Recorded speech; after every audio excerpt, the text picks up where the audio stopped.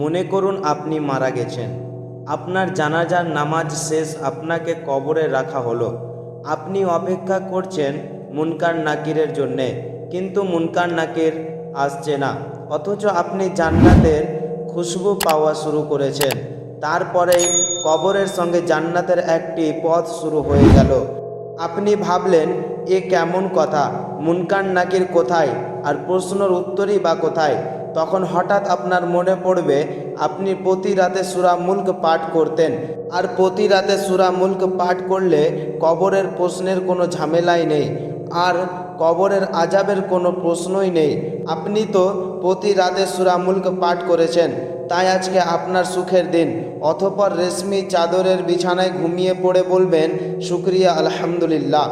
আপনিও যদি জান্নাতে যেতে চান তাহলে এই আমলটি করবেন, আর কমেন্টে আমিন লিখবেন। ভিডিওটি ভালো লাগলে একটি লাইক দিয়ে চ্যানেলটি সাবস্ক্রাইব করবেন, যাতে করে এরকম ইসলামিক ভিডিও পেতে আপনাদের মিস না হয়।